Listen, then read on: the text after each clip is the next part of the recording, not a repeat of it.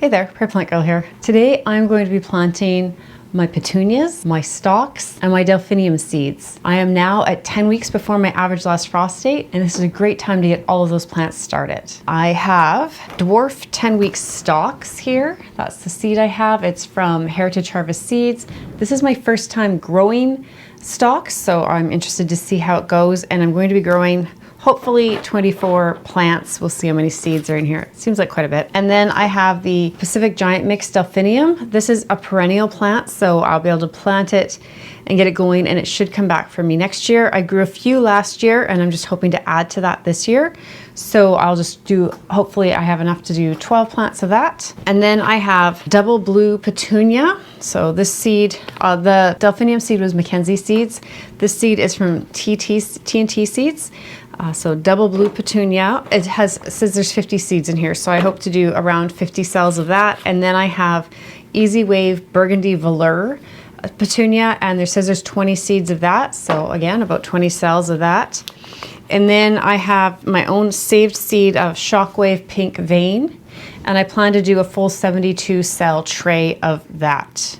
I do have more in-depth videos on growing petunias, so if you're looking to grow petunias and sow petunias and just want a little bit more information on how to do that, I will put some links for you so you can check out my petunia growing and maybe get a more in-depth look at that. I won't be giving a ton of huge details on that because I have covered the petunias quite a bit, so if you're looking for more, then just head over to those videos and check those out. So we'll start with the stalks, and then we'll move on to the delphinium. What I'm gonna grow the stalks in are these little trays. I've purchased these online last year, so it's a 12 cell tray, has its own little container, and then it has these lids here. Now these lids actually have little plugs, and they have LED lights in them, so I could put them off out of the way if I didn't have room on my grow shelf and just have lights going in those. So that's handy if I need a little more space, but this is a nice tall dome, and so I just thought that would be a nice size for these. They'll be sitting in here for a while, I think. It's the exact same tray setup for the stalks and the delphinium. I'm just going to take these and fill them up, and I'll do the one for the delphinium while I'm messing in the soil, and then they'll all be ready to go when I'm ready. So this that I'm using here is just it's called Growers Mix. It's a Sunshine brand mix that I get from PV Mart. People often ask me that. And then I do add some vermiculite, and usually I add some perlite as well, but I'm right out of perlite right now, and it does have some perlite in it already, so it won't be a big deal not to have a little bit extra in there. Occasionally I'll find some little sticks, larger pieces, so just make sure they're at the bottom of your seed tray or just pull them off the top. Same with if you have any chunkier bits of peat moss, or just purchase seed starting mix if you don't want to mess around with making your own. And it should be all sifted if you buy mix that's branded for seed starting. So I'm just giving them a gentle tap, just so that this one, I don't know if you can see, it goes way deep in there, so just want to make sure that they don't sink when I water them. And I think both of these types of seed don't want to be planted real deep. So let me just double check before I fill these all right up to the top.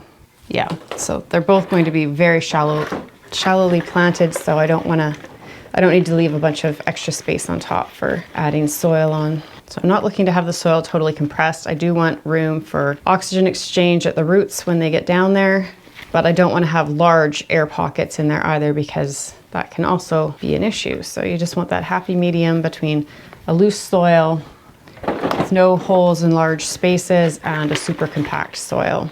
It's like everything with gardening, right? You don't want it too wet or too dry. You don't want it too hot or too cold. Everything is just Goldilocks with the plants, it seems, especially with seed starting. And this mix as well, I don't know if I said so, but it's damp, but like I can't squeeze water out of it, and I can form a ball with it, but I can easily just break it up. So that's what you want, is just that kind of consistency when you have your mix that you're starting seeds in. You can start with dry soil and then dampen it all afterwards, soak it, or you can start with pre-moistened, and that's what I prefer. I find it easier to get it put in the trays, and it doesn't move around as much when you moisten the soil afterwards. Dry soil can tend to expand or fall down in the trays. So I already have tags made, so I'm gonna pop those in so I don't forget what I'm doing here. These say to just sprinkle them on top of the soil. Stalks, I believe, are a little more cold tolerant and can go out slightly before your average last frost. And I'll just try and put about 2 in each cell, and that way I should have at least 1 come up in each cell. Some of them I think wound up with 3 in them. That's okay. Stalk is a really pretty tight little flower, and the flowers have a nice like kind of clove scent. You're supposed to make a good cut flower. Now I don't know if this particular variety does or not. It was just what I could find for stalks, and I wanted to give it a try. And I believe they can take a little while to get going. So there's still quite a bit. There was seed left in the pack, and there's quite a bit in my hand yet, and I have at least 2 in each of these cells. Pretty good amount in there. Now I like to cover my seed with vermiculite, even if it's wants light to germinate. This just kind of takes up any excess moisture and holds it there to be put back in the soil and around the seeds as needed. So if you get busy and miss a day of checking the moisture levels, or if you over mist or water them one day, the vermiculite will help you out a little bit, and that helps when you keep the moisture levels of your soil at a good level, then that helps to keep down things like disease or fungus gnats, things like that that can be bred in that very moist soil. So now I'm just going to give these a good spray just to make sure everything's settled and has good contact with the soil. Moisten that vermiculite. That should be good. Like I said, my soil was already moist. Humidity dome's on. It says to keep the seeds warm, or the trays warm, while they germinate, so I'm going to put them on a heat mat. I have one set up over here. I'll probably move it over and get it under some lights so that they have light as soon as they germinate, but I don't think it said they need light to germinate, so if the place that you have a warm spot doesn't have light, if the place you have for a warm spot to get them germinated doesn't have lighting, that's fine, but it does say that as soon as they germinate, to remove that cover and get them under bright light, which would be with any seedling. I usually go for about 80% germination, and that's when I remove the dome, or at least vent it if it has vents. So now the Delphiniums. And these again are just, they want light to germinate actually, so they will just be sprinkled on top of the soil. Again, a little bit of vermiculite. I'm just trying to get, again, 2 in each cell. And I think the package said they can take 8 to 20 days to germinate, and I can't remember how long they took last year to get going. 8 to 18 days for germination. It says just 1/8 of an inch deep. So you could go and sprinkle 1/8 of an inch of the soil on it, your seed starting soil, or again, you can just go in with a little bit heavier vermiculite. And that's what I'll do. Just 1/8 of an inch isn't very much. Just gonna move some of that over. And again, I'm just gonna spray it down. So spraying just helps to get a little bit of extra moisture right at the seeds, because seeds need moisture. That's one of those things that helps them to know it's time to germinate and grow. And it helps to settle them down into the soil so that they have somewhere to put their roots in and get anchored in when they start to grow. So the Delphinium needs light to germinate, so I'll just make sure it's under the lights that are on here. So now that I have those 2 done, I'm just going to get to filling the trays for the petunias, and then I'll just be putting the seeds in. I will probably put 1 petunia seed per cell. The saved seed, I'll probably do 2 just because it's saved. So I think I did a germination. Yeah, I had 70% germination after 13 days on my saved seed. So that's a pretty good germination rate. I'm happy with that. Usually when I have fresh new seed that I've purchased, usually have really good germination. They usually come pelleted, which makes them really easy to get 1 seed to sell, whereas the stuff I collected will be like almost like dust. It's a very small seed, but these, yes, are pelleted seed. I don't know if you can see that. I'll do 1 per cell of the 2 new varieties and try and get a couple. It'll probably be like a little sprinkling in each cell of the saved seed because it is very small seed. So I have the trays all filled with their potting mix here. Here's the Shockwave deep or pink vein, and these are my saved seed. So like I said, this will be very tiny seed. I just used washi tape to really seal this up because the seed is so tiny, even though these are self-sealing, these little envelopes that I purchased for my seed saving. They do seal, but petunia seed is just so small. Didn't want it coming out. So I tried to clean most of the chaff and that off, but there's still going to be a little bit in here. Here's the seed.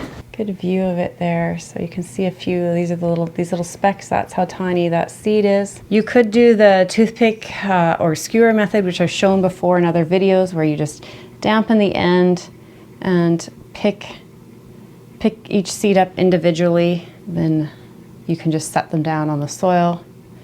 These are brown seeds, so it'd be really hard to see, I think, if you were getting it onto the soil very well. What I might try is I just picked up a little tool bag, gardening tool supplies, and it had a little seeder thing in it. I've never used those little seeders. I don't know if it would work for something this small, so we'll do half of this like this. Maybe I'll see if I can get that little seeder thing to work. So I've just kind of sprinkled them all over, just probably half a dozen or so in each of those cells. You've seen these little seeder things before? No idea how they work. Looks like you turn this little dial here and it has different sizes, the different seeds. And 0 would be no seed. Okay, well, let's try that and see. Worth a shot, right? If I can get it off. How am I supposed to fill it? I bet if I put it to 5, which is the biggest hole, and just dump the seeds in there, I can roll them all back in here. You let me know in the comments if you've ever used one of these things and what you think of it. I've never tried one. So let's see. Got a few seeds out here. Oh yeah, they're just pouring out just like if I sprinkled them. I'm just tapping it to get them to shoot out of here. They're just flying out like they're coming down a water slide. These are pretty small seed though. Well, the only difference between what I was doing with just taking a pinch and sprinkling it is I can definitely see them landing in each cell, but I'm still putting at least half a dozen probably in each cell. I'm not sure that really made it any better. Let me know down below. Do you use these seeders? This is pretty fine seed, so it could just be the issue, and now it's all staticky and stuck inside there. I'm not sure I love these seeders. I'll have to try it with some bigger seed though. Maybe I can get more accurate. All right, so there's still lots in there. Let's go with Burgundy Velour. So like I said, these are pelleted seed. The biggest advantage with pelleted seed is it's just easier to handle. It will also help to keep the moisture around the seed and help it to germinate. This is another great candidate. When they're pelleted like this, it works really well for doing that toothpick or skewer method. But I'm just going in with my fingers today. Now, petunia seed needs light to germinate, so these will be going under my grow lights to get going. And that said, there was 20 seeds in there, and I have 24 cells that each have 1 seed in them. So a couple of bonus seeds, which is what I was kind of counting on to fill this tray in. So let's see if the double blue petunias have a few extras as well. I love using petunias in hanging baskets, in the ground, pots, it's just everywhere. I think they're just a great versatile bedding plant. And most of the newer varieties are pretty tough varieties that'll bounce back from rain. They hold up to wind. You know, they can dry out a little bit and then you can water them, they bounce right back. Hummingbirds love them, especially the purple and red varieties. Sometimes I hear people think they're kind of an old-fashioned flower or they're not worth growing, but I still really like them. So like I already said, the petunias want light to germinate, and then they have some special requirements after they germinate. You might want to just check back on some of my other videos there, like I said, and just get a little more information on what they need to grow. I think some of these have 2 in them, and I still have lots, and I should have just had enough to fill this tray. So did I miss some? I don't see that one, but I'm sure I put one in there. Okay, I just have a couple more, so I'm just going to double up in a couple because pelleted seed, and especially petunia pelleted seed, I find doesn't doesn't store well, and usually doesn't grow well, if at all, for me the next season. So I'm just gonna use it all up. Wasn't enough seeds there to start another tray, but I can separate those out if I feel I wish to later. They're pretty easy to separate out when they're young. So I am going to, again, give these that little vermiculite treatment, spray them down, humidity domes, under the lights to germinate. And then once they germinate, they'll be going to a cooler space with good lighting. So I'm going to set these down under the grow light down here. I'm going to move my stalked heat mat over here under this light so they have light as soon as they get going. Okay, so I have my 2 trays of stalks on the heat mat under the light.